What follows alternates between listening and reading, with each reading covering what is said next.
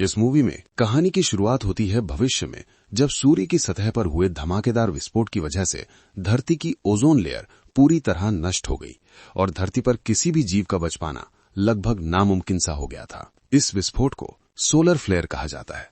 अब हालात इतने बुरे थे कि अगर कोई भी सीधी धूप में चला जाता तो वो जलने लगता।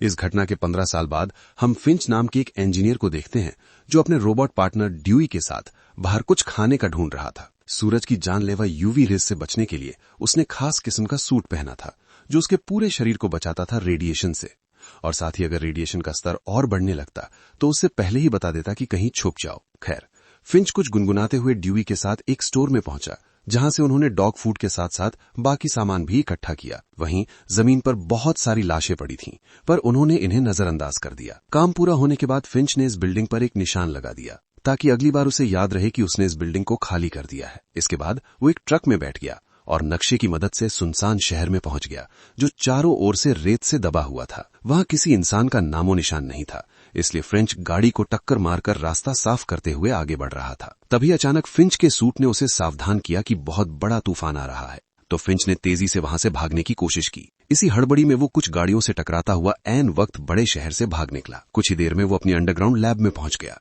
असल में ये जगह पहले उसी स्पेस एनर्जी कंपनी की थी जिसमें वो काम करता था। खैर, तूफान अब भी बहुत तेजी से उसकी ओर बढ़ रहा था, पर फिंच ड्यूई को खींचकर बिल्डिंग में पहुंच गया और इस तरह उसकी जान बाल बाल बची। आखिरकार सुरक्षित होने के बाद फिंच ने अपना सूट और ड्यूई को अच्छे से साफ किया।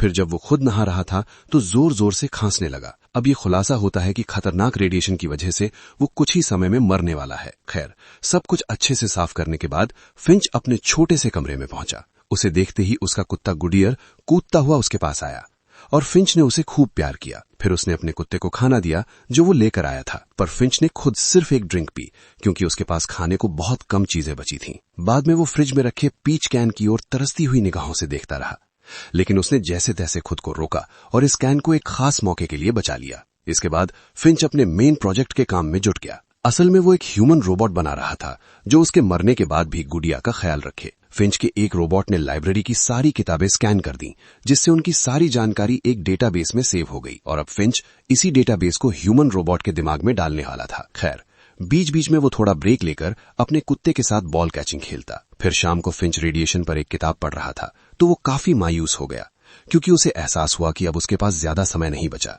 इसलिए अब सोने की बजाय उसने अपने रोबोट पर ही काम जारी रखा। उसने सर तो लगभग बना दिया था, लेकिन बस आंखों की कमी थी।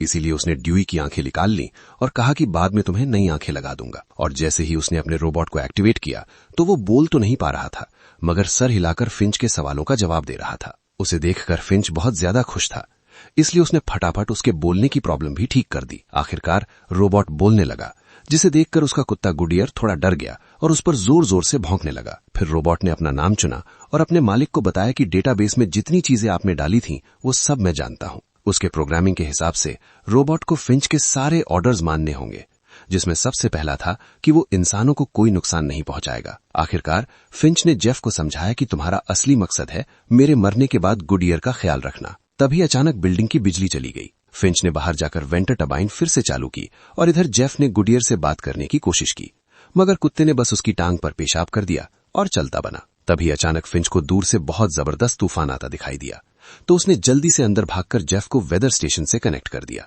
तब यह खुलासा होता है कि अगले 24 घंटे में 4 अलग अलग तूफान टकराकर एक बवंडर बना देंगे जो करीब 40 दिन चलेगा। इतने भयंकर बवंडर से बच निकलना बिल्कुल भी मुमकिन नहीं था, इसलिए फिंच ने जल्द से जल्द यहां से निकलने का फैसला किया। अंत में उसने अपना पीच का कैन खाया और अपनी नाक से बहते खून को नजरअंदाज करके उसने नक्शे में देखा कि बचने का आखिरी रास्ता यही हो सकता है। अब उन्हें पश्चिम दिशा में सैन फ्रांसिस्को शहर की ओर जाना होगा। इसके बाद फिंच ने जेफ की बॉडी बनाने का काम पूरा किया और डेटा ट्रांसफर की स्पीड बढ़ा दी, लेकिन इसके बाद भी उसने हिसाब लगाया कि काम सिर्फ 72% ही हो पाएगा, मगर उसके पास ज्यादा समय नहीं था। आखिरकार उसने रोबोट का शरीर उसके सर से कनेक्ट कर दिया और जेफ खड़ा हो गया। फिर फिंच ने उसे चलना सिखाया, जिसे देखकर गुडियर और भौंकने लगा। 2-4 बार तो लड़खड़ाकर गिर गया। इसके बाद फिंच ने अपना सारा जरूरत का सामान बांध लिया।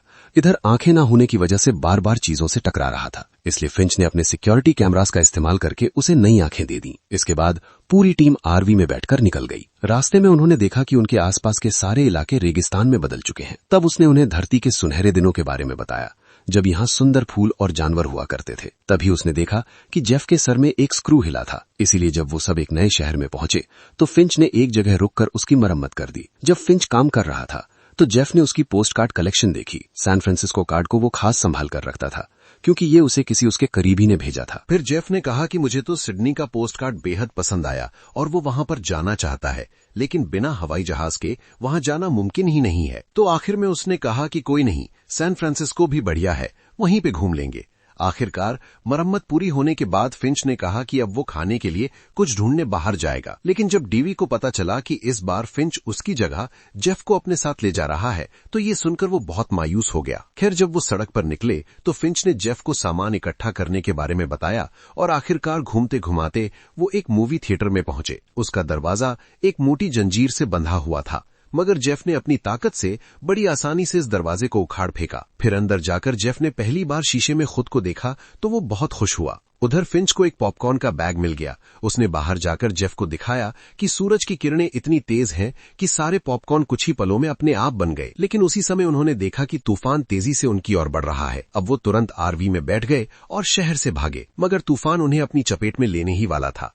अब उनके पास आखिरी रास्ता यही था कि वो एक सुरक्षित ठिकाना ढूंढ लें। तब फिंच ने जेफ की मदद से आरवी को तारों से बांध दिया ताकि तूफान उसे उड़ा ले जाए। फिंच अपनी बीमारी से काफी कमजोर हो चुका था, इसीलिए वो जल्दी ही थक गया। तब जेफ ने उसे वापस आरवी में भेज दिया और खुद जोरों शोरों से मेहनत करके काम पूरा किया। अंदर फिंच ने गुडियर को कैबिनेट के अंदर भेजा और फिर सारी खिड़कियों को जल्दी से ढककर जेफ को आवाज लगाई। जैसे ही जेफ ने आखिरी तार बांधा तो तूफान उनकी आरवी तक आ पहुंचा, लेकिन जेफ भी ऐन मौके पर अंदर घुस गया। तूफान के टकराते ही आरवी जोरों से हिलने लगी। फिंच और जेफ थोड़े घबराए हुए अंदर रुके हुए थे।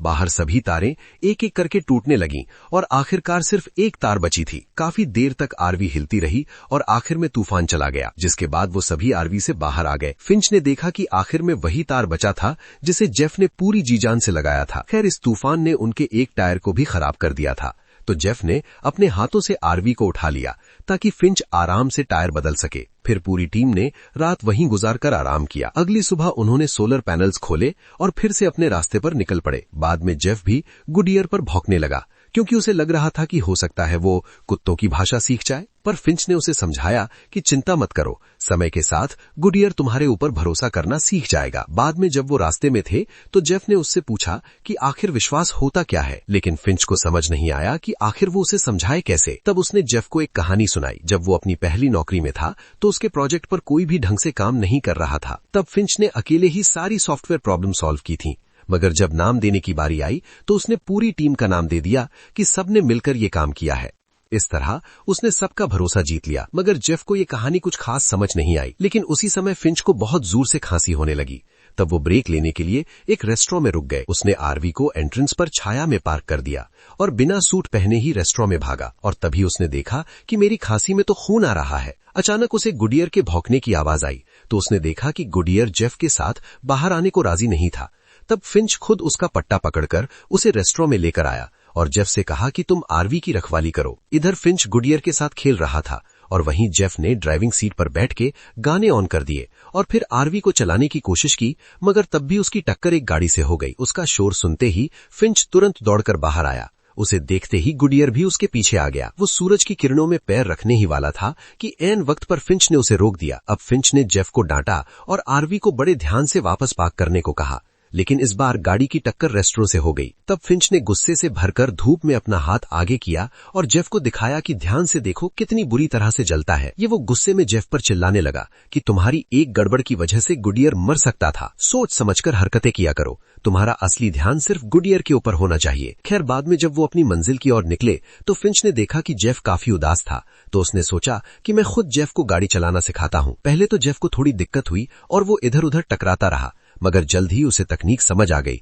और वो आराम से ड्राइव करने लगा। आखिरकार रात होने पर वो एक जगह रुक गए और मिलकर खूबसूरत नॉर्दर्न लाइट देखी। अब पृथ्वी की ओजोन लेयर खत्म हो चुकी थी तो बड़ी आसानी से साफ साफ दिख रही थी। जेफ ने पूछा कि अगर सूरज की इतनी दिक्कत है तो वो रात में सफर क्यों नहीं करते। तो फिंच ने बताया कि लोग दर दर भटक रहे हैं, बहुत सारे भूखे लोग हैं, परछाइयों में छुपकर ही हमला करते हैं। फिर अगली सुबह जेफ ने गुडियर को भौंकते सुना तो वो दौड़कर फिंच के पास गया।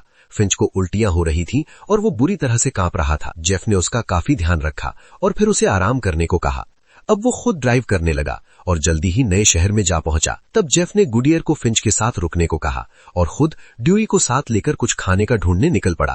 पहले वो एक हॉस्पिटल में घुसे, लेकिन वहां पर ज्यादा कुछ नहीं मिला। जेफ ने ड्यूई को दरवाजे पर रोकने को कहा और खुद सीढ़ियों से ऊपर चला गया, लेकिन उन दोनों ने ही ये नहीं देखा कि कोई अंधेरे से उन्हें देख रहा है। इधर जेफ को कुछ दवाइयां और एक जैकेट मिली जो उसने पहन ली। फिर उसे कैबिनेट मिला जिसमें जरूरत का काफी सामान था। वहीं नीचे ड्यूई को भी कुछ खाने को मिला, लेकिन जैसे ही वो उसकी तरफ बढ़ा तो एक जाल में फंसकर खत्म हो गया। इधर फिंच की आंख खुली तो उसने देखा कि उसके रोबोट वहां मौजूद नहीं थे। उसे एहसास हुआ कि वो मुसीबत में है, इसीलिए उसने कमजोरी की हालत में भी अपना सूट पहना और बाहर निकल पड़ा।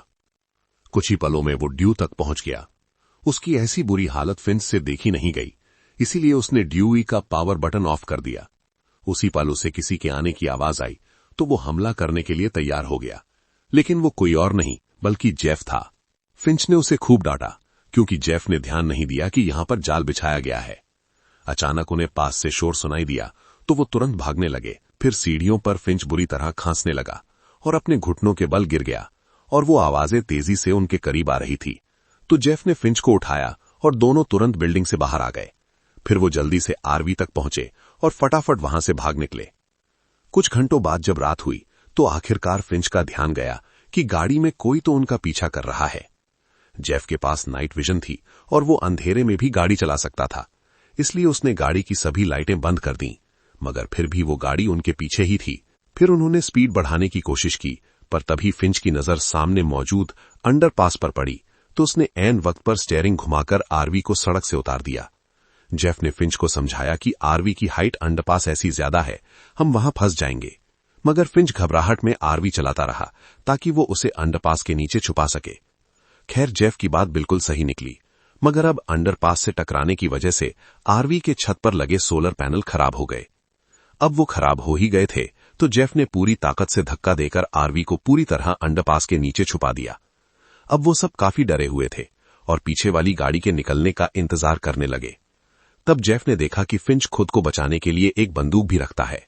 खुशकिस्मती से वो गाड़ी चली गई और फिंच ने बाहर आकर आरवी में हुए नुकसान को देखा। वो खुद को कोसने लगा कि अब तो मैं इसकी मरम्मत भी नहीं कर सकता। वो समझ चुका था कि अब हम इस हालत में सैन फ्रांसिस्को नहीं पहुंच पाएंगे। तब जेफ ने उसे हौसला देने की कोशिश की, मगर फिंच ने गुस्से में अपना आपा खो दिया। वो उसके ऊपर चिल्लाने लगा, मगर जेफ ने हिम्मत नहीं हारी और आरवी में जाकर कहा कि मुझे तुम्हारे ऊपर पूरा विश्वास है, तुम कुछ कर लोगे। तो फिंच ने उसे एक बार फिर एक कहानी सुनाई। शुरुआत में सोलर फ्लेयर के धमाके के बाद लोग भी नए तौर तरीकों से जीना सीख ही रहे थे। तब फिंच सुपरमार्केट में पहुंचा और उसे नूडल्स का एक बैग मिला, लेकिन फिर उसने एक माँ बेटी को देखा जिनका ट्रॉली सामान से भरा पड़ा था। उस बच्ची के हाथों में बंदूक थी और उसकी माँ बार बार उसे यही कह रही थी कि अगर कोई भी दिखाई दे तो गोली मार देना। अब मौत के डर से फिंच वहीं छुपा रहा, लेकिन उसी समय गुंडा शॉटगन लेकर वहां पहुंच गया और उन दोनों से सामान मांगने लगा। लेकिन खींचातानी में उस गुंडे ने कई गोलियां चला दी। जब तक फिंच बाहर आया तब तक माँ बेटी दोनों मर चुके थे, पर तभी उसे एक आवाज सुनाई दी। उसने बच्ची का बैग देखा तो उसमें से एक सहमा हुआ पिल्ला निकाला। उस दिन फिंच ने इस पिल्ले को अपनाकर उसका नाम गुडियर रखा और हमेशा उसकी हिफाजत करने का फैसला किया। उसी दिन से उसने फैसला किया कि वो किसी पर विश्वास नहीं करेगा। खैर फिर अगली सुबह फिंच आराम कर रहा था और जेआरवी चला रहा था। तब जेफ ने पोस्ट कार्ड चेक किए तो पता चला कि सैन फ्रांसिस्को वाला कार्ड फिंच के पिता ने साइन किया था और साथ ही बाकी पोस्ट कार्ड तो एकदम खाली थे। उसी पल अचानक कंप्यूटर ने सूचना दी कि यहाँ की यूवी रेज उतनी खतरनाक नहीं है और तभी अचानक एक तितली आरवी से टकरा गई। जेफ को कुछ भी समझ नहीं आया, इसलिए उसने आरवी रोककर फिंच को उठाया। फिंच ने हैरान होकर अपना हाथ बाहर निकाला तो वो जला नहीं। ये देखते ही वो खुशी से झूम उठा और सूरज की धूप का मजा लेने बाहर आ गया। जब उसने आसपास तितलियां और एक फूल देखा तो उसकी खुशी का ठिकाना ही नहीं रहा। कई घंटे तक सफर करने के बाद उन्हें पास के इलाके में कई पेड़ पौधे दिखाई देने लगे।